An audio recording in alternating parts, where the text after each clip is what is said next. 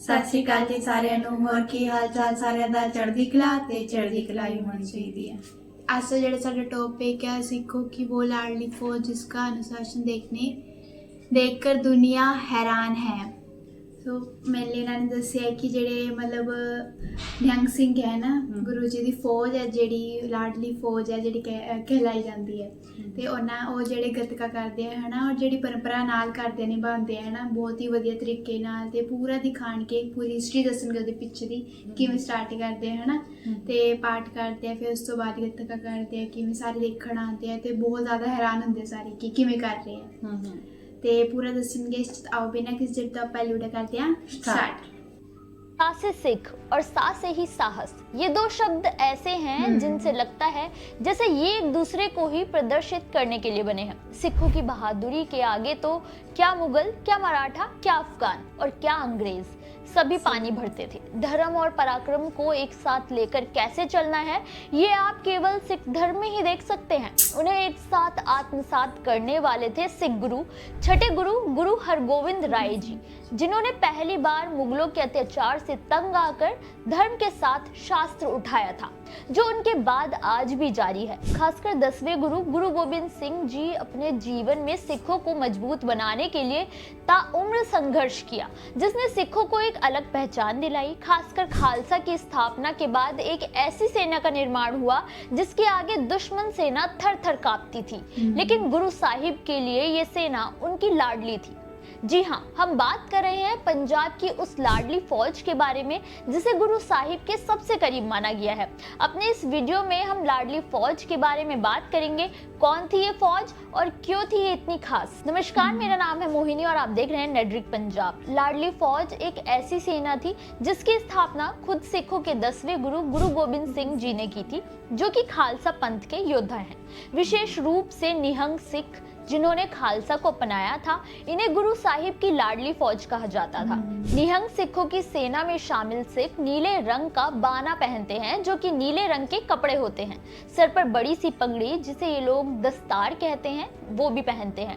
इनकी पगड़ियों को पवित्र निशान साहिब लगा होता है। हमेशा कृपाण या भाला धारण किए रहते हैं। निहंग सिखों का ये रूप गुरु साहिब के बेटे फतेह सिंह की वेशभूषा और उनके धारण किए गए हथियार से प्रेरित है। इनकी स्थापना मुख्य रूप से सिख पंथ की रक्षा के लिए की गई थी। इन्हें गतका, जो कि एक तरह का मार्शल आर्ट होता है, जो सिखों के साहस और बहादुरी का प्रतीक है।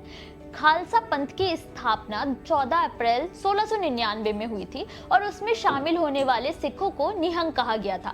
निहंग, जिनका मतलब होता है निडर या किसी भी तरह के डर से मुक्त। निहंग सिख वो सिख होते हैं जो हमेशा तैयार रहते हैं दुश्मनों से लोहा लेने के लिए। जिस वक्त ये खालसा के सदस्य बनते हैं, अपना पूरा जीवन ही ये एक योद्धा की तरह समर्पित कर देते हैं। समय कोई भी हो, इनका अनुशासन इतना सख्त होता है कि वो हर समय एक्टिव रहते हैं। रात को 1 से 3 बजे के बीच उठते हैं। मौसम कोई भी हो, ठंडे पानी से स्नान करते हैं। स्नान के बाद वो आदि गुरु, दशम गुरु और सरबलोह ग्रंथ की बाणियों का पाठ करते हैं। इसके बाद घुड़सवारी, तलवारबाजी और गतका का अभ्यास करते हैं। जो लंगर वो तैयार करते हैं, उससे पहले वो पंज स्नान करते हैं, जिसमें वो 5 बार नहाते हैं और लंगर के लिए प्रसाद खुद तैयार करते हैं। चरड़ी कला पर विश्वास करने वाले निहंग ज्यादातर गुरुद्वारों की सेवा, सिख धर्म से जुड़ी शिक्षाओं को देने और संगत सेवा में अपना समय देते हैं। लाडली फौज का अनुशासन और पारंपरिक युद्ध कौशल सबको हैरान करके रख देता है। निहंग बताते हैं कि धर्म और साहस कैसे एक साथ चल सकता है। ये गुरु साहिब की ही वाणी थी कि सिख धर्म में खालसा को मानने वाला हर एक शख्स हमेशा महिलाओं और पुरुषों को बराबर समझेगा। इसलिए उन्होंने केवल पुरुषों को ही नहीं, महिलाओं को भी खालसा का हिस्सा बनाया, जो लाडली फौज का हिस्सा बनी। इसके लिए महिलाओं को भी गुरुद्वारों में जाकर अमृत छकाया गया। ये महिलाएं भी निहंग पुरुषों की ही तरह सिर पर दुमाला अथवा पगड़ी पहने रहती हैं। ना तो कोई श्रृंगार और ना ही बाहरी आडंबर से लगाव, न बाल काटने की इजाजत, सादा जीवन जीती हैं। इनका मानना है कि ईश्वर ने इन्हें जैसा बनाया है वैसे ही रहना चाहिए। अमृत छकने के बाद भी निहंग सिख शादी करते हैं। उनका भी परिवार होता है, लेकिन निहंग बनने के बाद उनको कुछ नियम सख्ती से फॉलो करना होता है। उन्हें सुबह सूरज उगने से पहले उठना अनिवार्य है। जगने के बाद 5 बाणी का पाठ अनिवार्य है। निहंग सिख नीले रंग के ही कपड़े धारण करते हैं, लेकिन महिलाओं को आम दिनों में नॉर्मल कपड़े पहनने की आजादी होती है, मगर इन्हें पगड़ी पहनकर रखना अनिवार्य है। हालांकि किसी समारोह या किसी धार्मिक कार्यक्रम में इनका नीला वस्त्र धारण करना अनिवार्य है। निहंग बनने के बाद पुरुषों के साथ साथ महिलाओं को भी योद्धा बनने की ट्रेनिंग दी जाती है। घुड़सवारी, तलवारबाजी, गोली चलाने की ट्रेनिंग दी जाती है। हालांकि निहंगों को गृहस्थ जीवन जीना है या ब्रह्मचर्य का पालन करना है, ये उन पर ही निर्भर करता है।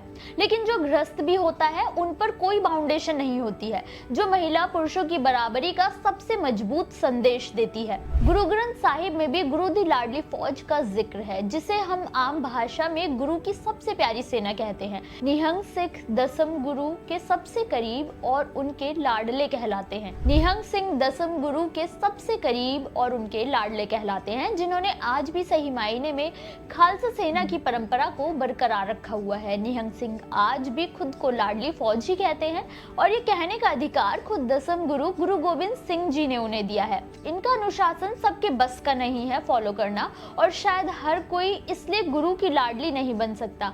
आपकी इस पर क्या राय है, हमें कमेंट करके जरूर बताएं। ਤਾਂ ਗਾਇਜ਼ ਵਾਲੀ ਵੀਡੀਓ ਚ ਸਾਡੀ ਇੱਧਰ ਹੀ ਖਤਮ। ਤੇ ਤੁਸੀਂ ਦੇਖਿਆ ਹੈ ਨਾ, ਇਹਨਾਂ ਨੇ ਇੱਕ ਤਰਕ ਦਿਖਾਇਆ ਇਹਨਾਂ ਨੇ ਕਿ ਇੱਕ ਲਾਡਲੀ ਫੌਜ ਵੀ ਹੈ ਤੇ ਇੱਕ ਤਾਕਤਵਰ ਫੌਜ ਵੀ ਹੈ, ਜਿਹੜੀ ਗੁਰੂ ਗੋਬਿੰਦ ਸਿੰਘ ਜੀ ਨੇ ਮਤਲਬ ਖੁਦ ਬਣਾਈ ਸੀ ਵਾਲੀ ਫੌਜ, ਹੈ ਨਾ। ਤੇ ਨੀਲਾ ਬਾਣਾ ਸਜਾਇਆ ਸੀ ਤੇ ਔਰਤ ਪੁਰਸ਼ ਚ ਕੋਈ ਵੀ ਇਹਨਾਂ ਨੇ ਫਰਕ ਨਹੀਂ ਕਰਿਆ, ਹੈ ਨਾ। ਕਿ ਬਸ ਇਹਨਾਂ ਚ ਰੂਲ ਰੈਗੂਲੇਸ਼ਨ ਹੁੰਦੇ ਸੀ, ਜਿਵੇਂ ਸਵੇਰੇ ਜਲਦੀ ਉੱਠ ਕੇ, ਹੈ ਨਾ, ਪਾਠ ਕਰਨਾ, ਨਹਾਣਾ, ਪਾਠ ਕਰਨਾ, 5 ਇਸ਼ਨਾਨ, ਮਤਲਬ ਹੁੰਦਾ ਹੈ ਕਿ 5 ਵਾਰ ਨਹਾਣਾ ਨਹੀਂ, 5 ਇਸ਼ਨਾਨ ਮੀਨਿੰਗ ਹੱਥ ਧੋਣੇ, ਪੈਰ ਧੋਣੇ ਤੇ ਸਿਰ ਨੂੰ ਧੋਣਾ, ਇਹ ਹੁੰਦਾ 5 ਇਸ਼ਨਾਨ, ਹੈ ਨਾ। ਤੇ ਇਹ ਹੈ ਕਿ ਅੱਗੇ ਅੱਗੇ ਜਿਹੜੇ ਵੀ ਮਤਲਬ ਇਹਨਾਂ ਦੇ ਹੁੰਦਾ ਕਿ ਆਪਣੀ ਇੱਕ ਇੱਛਾ ਹੁੰਦੀ ਹੈ ਗ੍ਰਸਥ ਜੀਵਨ ਦਾ ਜਾਂ ਨਹੀਂ ਕਰਨਾ, ਹੈ ਨਾ। ਇਹ 'ਚ ਕਹਿੰਦੇ ਕੋਈ ਫਾਊਂਡੇਸ਼ਨ ਨਹੀਂ ਹੁੰਦਾ ਇਹਨਾਂ ਨੂੰ।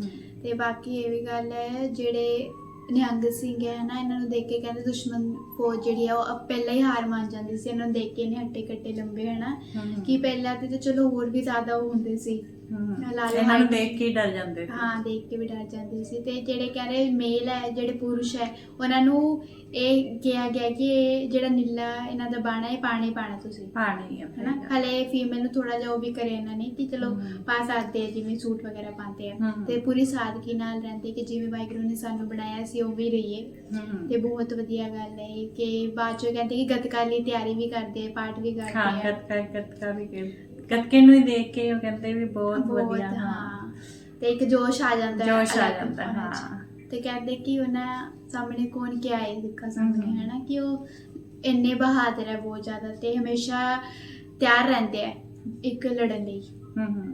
ਤੇ ਤੁਸੀਂ ਕਮੈਂਟ ਸੈਕਸ਼ਨ ਜ਼ਰੂਰ ਦੱਸੋ ਤੁਸੀਂ ਕੀ ਸੋਚਦੇ ਹੋ ਵੀਡੀਓ ਅੱਗੇ, ਜ਼ਰੂਰ ਸ਼ੇਅਰ ਕਰਿਓ। ਬਾਕੀ ਲਾਈਕ, ਕਮੈਂਟ, ਸ਼ੇਅਰ, ਸਬਸਕ੍ਰਾਈਬ ਕਰਨਾ ਨਾ ਭੁੱਲਿਓ। ਧੰਨਵਾਦ।